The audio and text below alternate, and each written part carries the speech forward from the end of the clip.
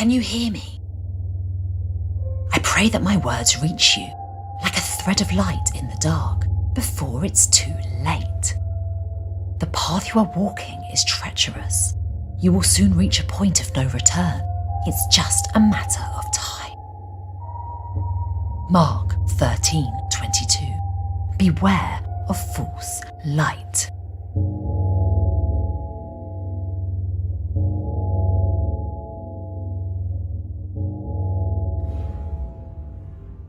There are hidden powers at work in the shadows.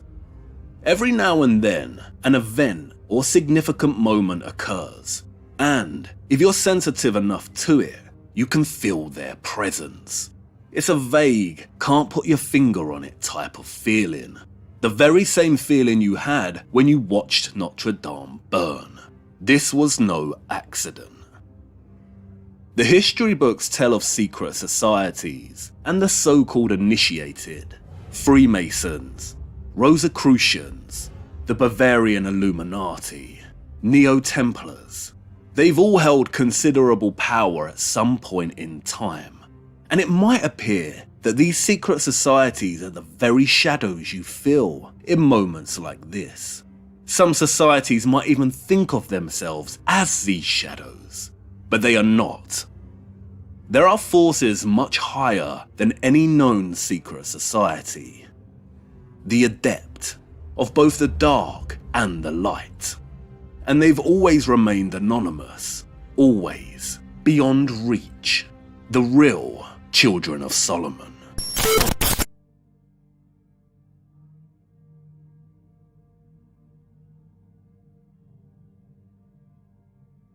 Do the medieval cathedrals hold a great secret? Did they dig deep into the earth and create crypts to bring forth living waters that could heal? Or to establish a connection with the electric telluric currents? Maybe even to study the astronomical burning waters? And if so, then there should be clues or keys above ground, outside of the crypts, that suggest so.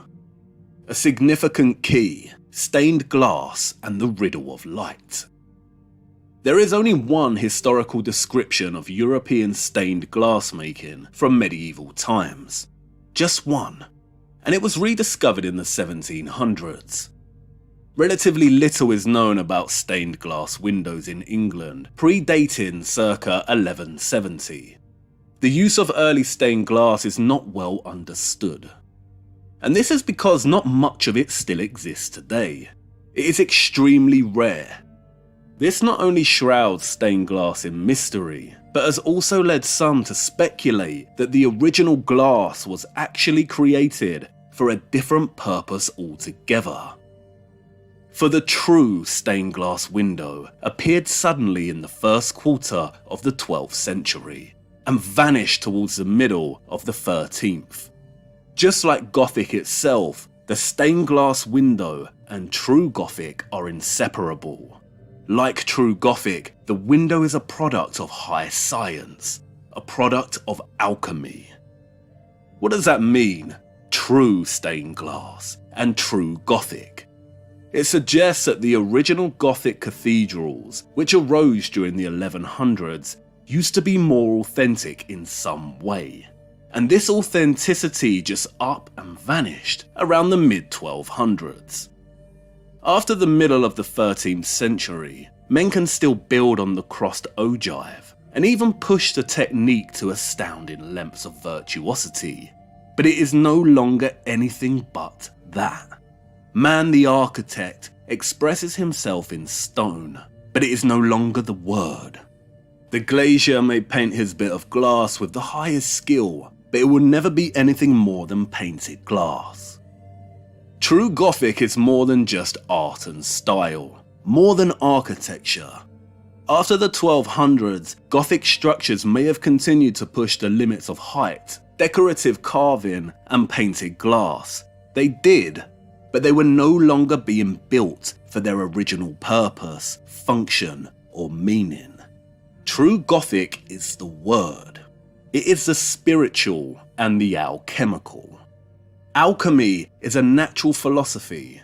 It can be interpreted as the process of transmutation by which to fuse or reunite with the divine or original form. This implies that at one period in time, the cathedral, as a form, functioned or performed on a transmutational or transformational level, seeking to create and connect with the divine. To transmute means to change or alter in form, appearance or nature, especially to a higher form. It means to change one thing into another thing. And the arch here illustrates what could be classified as an alchemical arch. Can you hear me? Yes. You can? What on earth?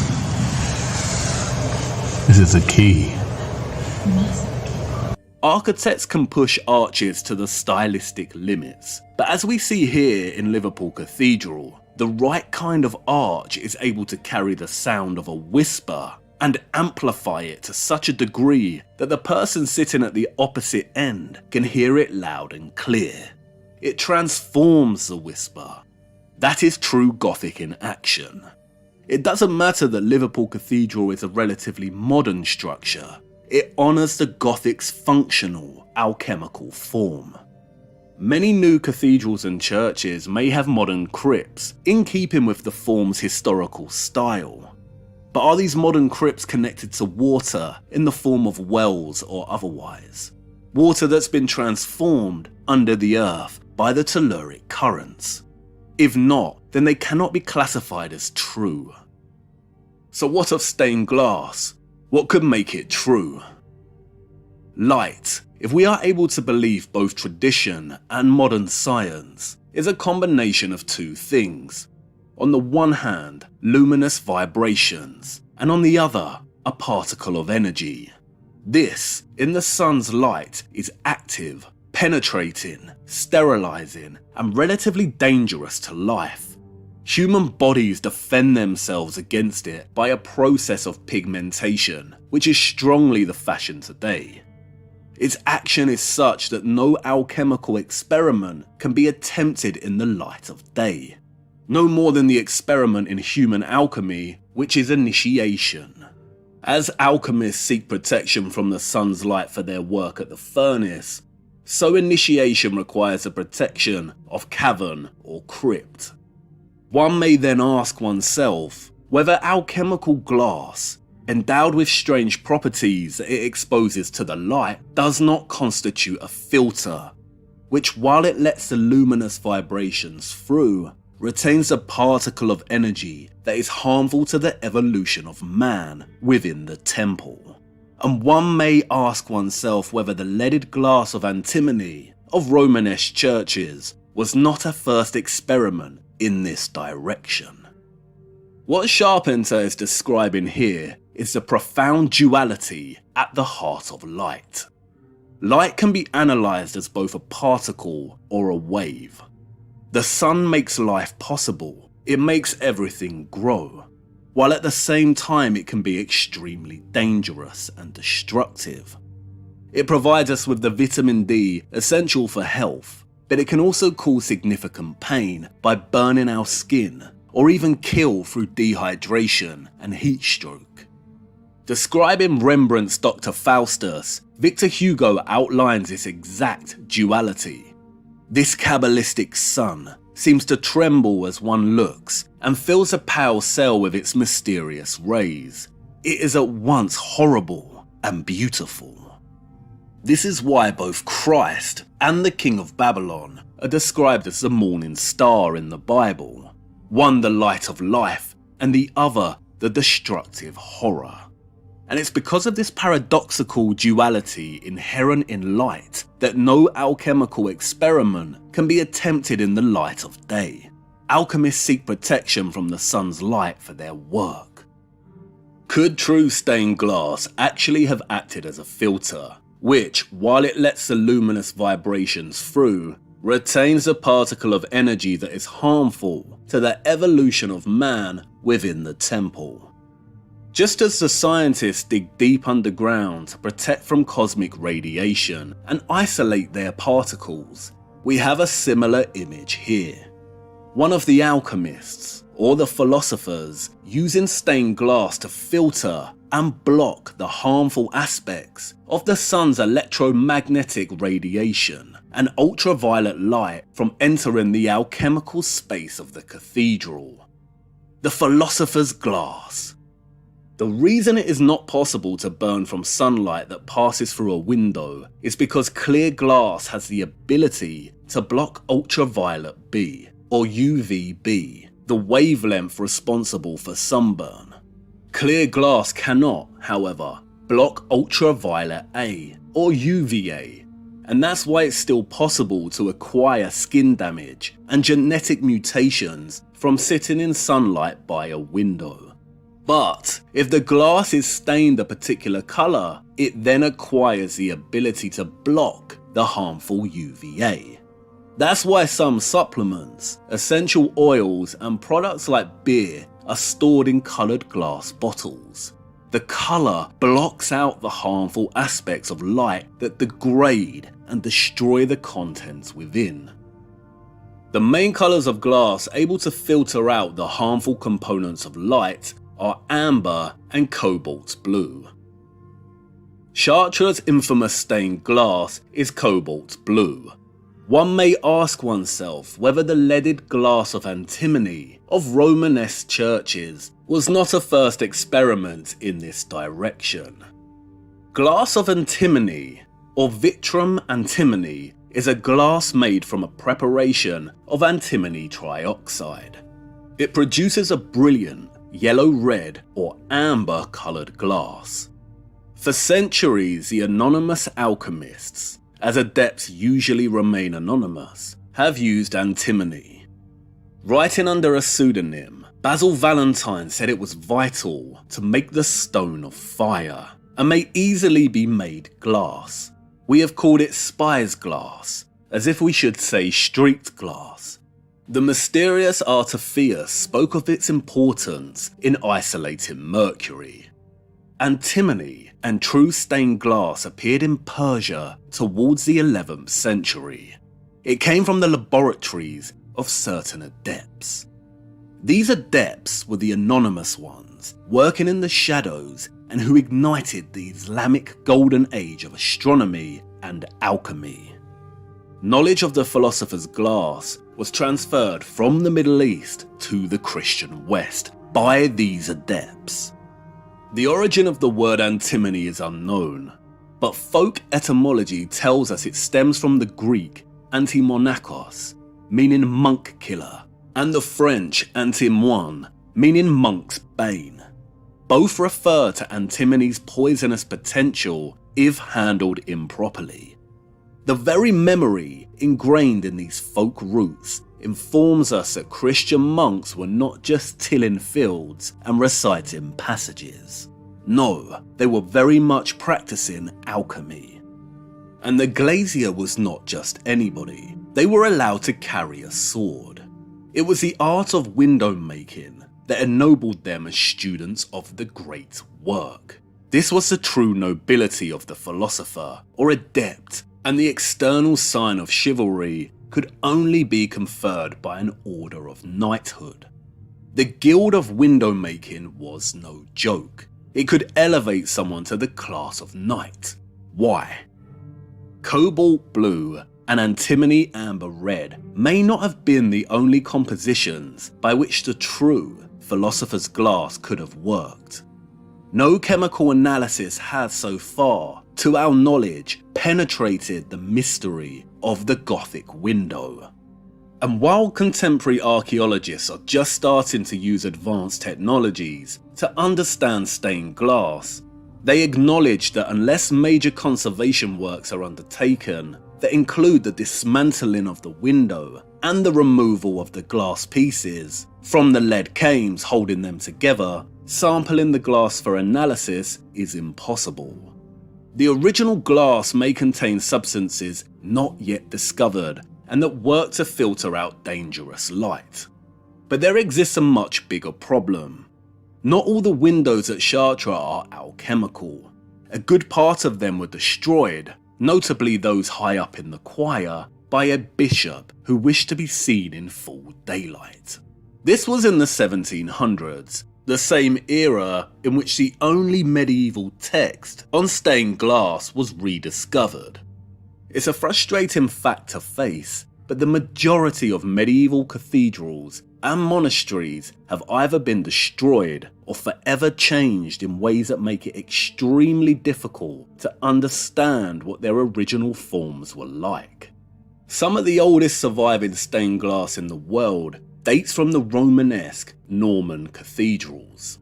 The first thing you notice when walking around a Romanesque cathedral is just how dark it is inside. It's as if they were deliberately constructed to be dark, to let in as little light as possible, and they rely heavily on artificial lighting to illuminate the space. Conventional history tells us that the Romanesque builders had not discovered the pointed arch yet, and therefore could not solve the problem of getting more light into their cathedrals. The pointed arch allows for thinner and taller walls, and as a result, larger windows. But Romanesque and Norman decorative arches show that they were fully aware of both rounded and pointed geometry. It seems absurd of them to just wait hundreds of years before using it to achieve the height and light that they desired. A more simple and realistic explanation is that the Romanesque or Norman cathedrals were deliberately constructed to let minimal light in. After all, only the choirs, the musical East End, of these Romanesque cathedrals received a Gothic upgrade. Not the entire structure, the rest remained dim and dark.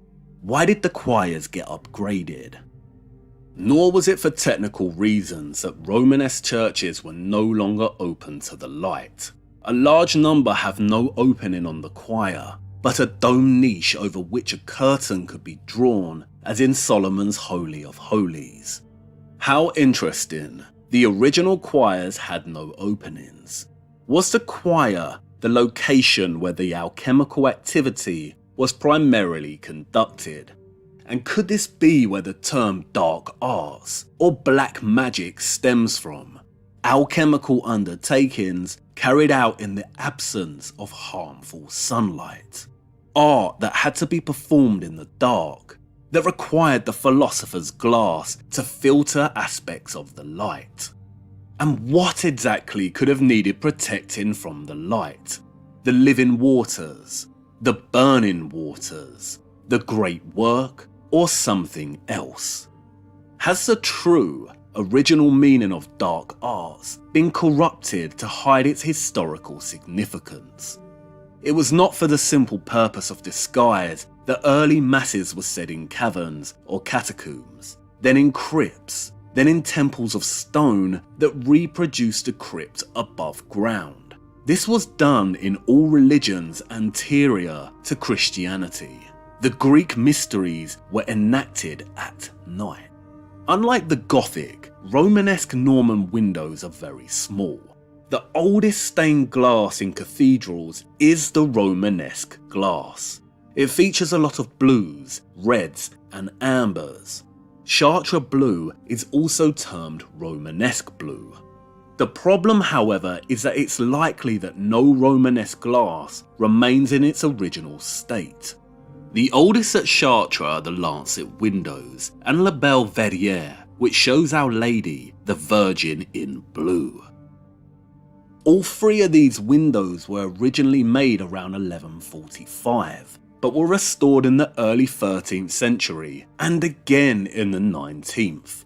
The glass pieces themselves may be old, but that does not mean that the arrangement and images are original. Glass was both expensive and fairly flexible, in that it could be added to or rearranged, and seems to have been often reused when churches were rebuilt in the Gothic style.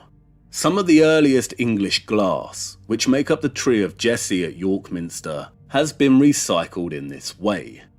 Recently, archaeologists discovered that the figure of Nathan at Canterbury Cathedral is actually one of the oldest in England, dating to the 1130s.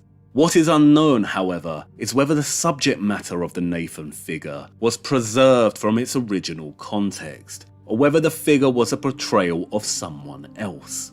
The study in general confirms two major periods of recycling or reusing medieval glass, the 1200s and then again in the 1700s.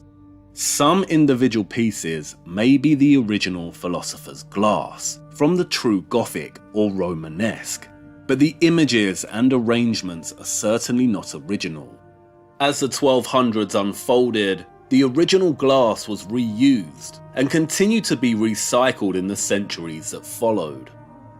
It's interesting, isn't it, that Romanesque carving doesn't overemphasize religious iconography, but features bold, geometric patterns, zigzag chevrons reminiscent of electricity, and naturalistic, almost pagan-like images that recall the way the natural world is continually transforming and transmuting.